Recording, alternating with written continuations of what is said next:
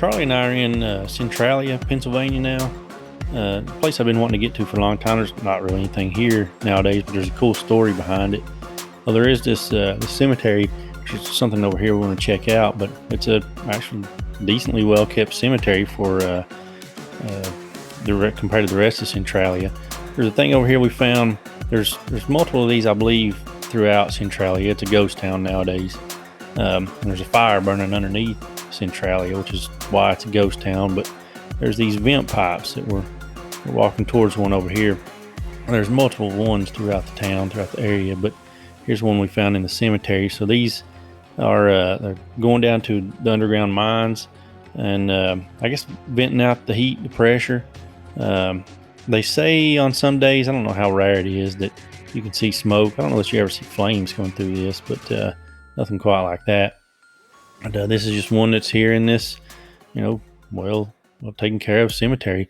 But we're going to head from the cemetery here and just kind of drive around the town. There's nothing here nowadays. Most of the buildings are gone. I think it's got a population of 5 nowadays. There was a little bit of traffic coming through the main road. This is actually kind of going, I'm sure there's a more direct route, better route, but kind of going between Scranton and Hershey, Pennsylvania. But what happened here is in the 60s, 1962, they were they had a plan to clean up the landfill. So they were going to burn the trash that was in the landfill, and some of that flame, it wasn't all extinguished, and it got into a pit that led into a lot of the mines. This was a mining town, and burned under there for years before anybody really, I think they knew about it, but they really didn't think much about it until I believe 1979. That's when things really kind of started to escalate. There was a gas station owner that had been checking the temperature of his fuel and realized it was way higher than it needed to be. And then going from there, actually a pit. So sometimes due to the heat and the pressure, the ground will open up. And a kid, I don't think he got killed or anything. He survived, but he fell into a pit that had opened up. So after that, the town just pretty much became abandoned. Most of the buildings are gone now, but you can drive down the roads, see the layout of these neighborhoods, and sidewalks and everything, just hanging out here with nothing going on nowadays. All right, we're going to head out from here. We're going to go to Fall River, Massachusetts, kind of not too far from Salem, which is where we'll head eventually to. But this is the Lizzie Borden house. This is where in 1892, somebody, whether you believe it was her or not, murdered her father and her stepmother. She actually went to trial. She was acquitted for the murders. So a lot of people think it was her. She went to her death claiming her innocence, but this is where it happened. It's actually a bed and breakfast now. You can go in, take tours, check stuff out, sleep here, spend the night here. We'd check some stuff out, but we didn't spend the night. But cool being here. Of course, it was a famous axe murder there, and there's the poem there. Lizzie Borden took an axe, gave her mother 40 whacks. When she saw what she had done, she gave her father 41, which was her stepmother. But she was acquitted. It does kind of seem like she probably did it, but I guess that doesn't matter at this point, over 100 years later. But that's where all that happened, right here.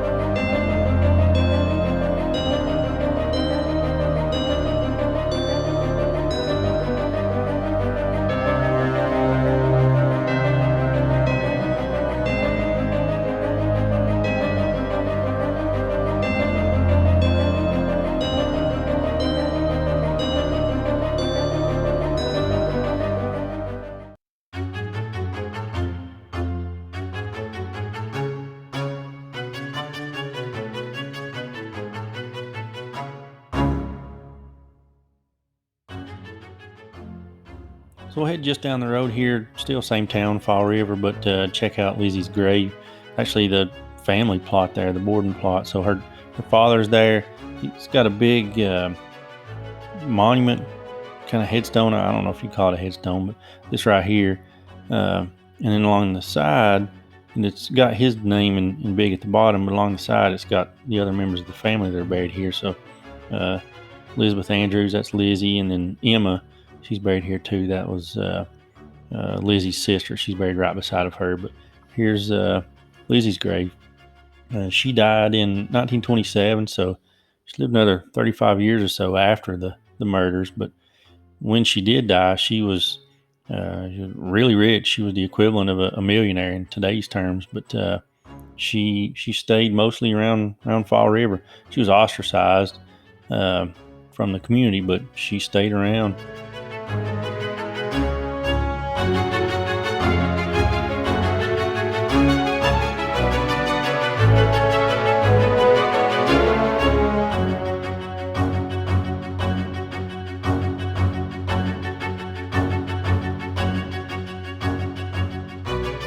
She left a lot of money, donated a lot of money there upon her death.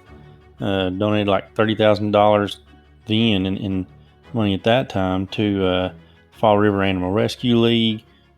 She left $500 at that time to the upkeep of the gravesite here specifically for her father's grave.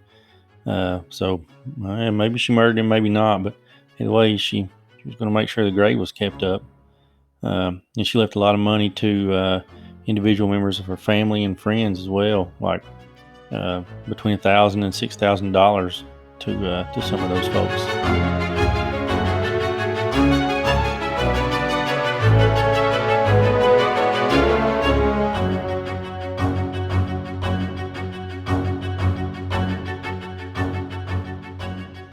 So now we moved on from Fall River to Salem, which is not too far away, actually. Of course, known for the Salem witch trials.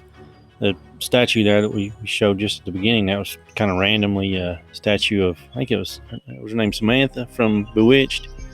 Anyway, just walking down through Salem here, we're going to go check out one of the real early houses here. Is they call it the Witch House, or the Corwin House. I think it was Jonathan Corwin. He was the judge that presided over the Salem witch trials.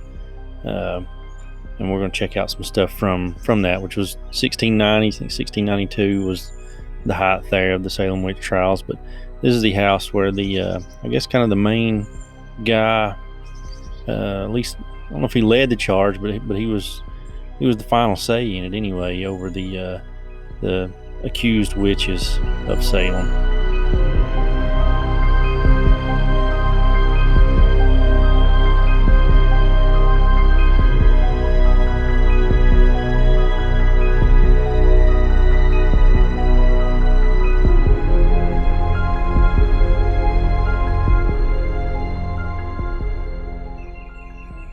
I suppose it's some kind of ironic justice for his house to now be known as the Witch House. But his own mother-in-law was even accused of witchcraft by her servant, though his mother-in-law wasn't found guilty of it. But later, that servant who had accused her of it actually spent time behind bars for witchcraft herself. She had actually admitted to witchcraft, but that was after, I guess, after the height of the witch trial. I think it was 1694, somewhere around that period of time. So I guess they were just putting witches in prison then instead of sending them to the gallows.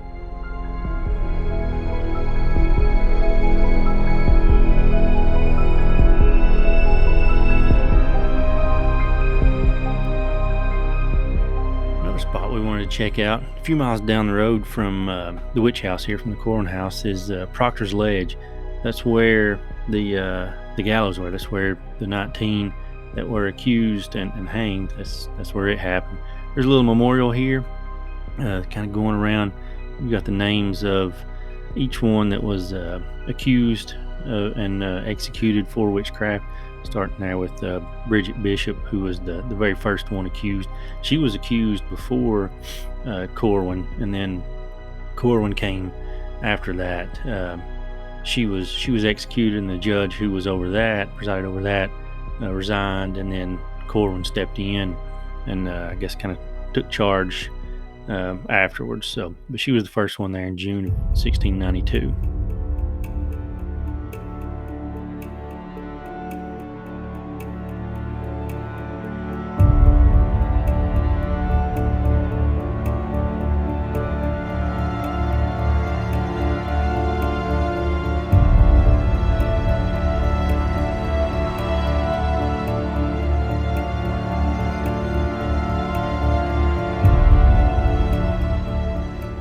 Of course, everything in Salem's not got to be super sinister. There's a lot of stuff here from Hocus Pocus, the 90s movie. It came out in 93, a Halloween movie there from Disney. So this is in real life, it's the Ropes Mansion. It's an actual historical mansion. You can go in and tour. I guess you could for a long time beforehand too, but for that movie, for the 93 movie, Hocus Pocus, this was Allison's house, the little girl there, the main little girl. This was where she lived, so it was used exterior shots, trick or treating and stuff outside. But it's got some movie history here too around Salem. Of course, the film and the sequel there too, Hocus Pocus 2, they were set here in Salem too, but actually used some of the locations here in Salem for the filming of both movies.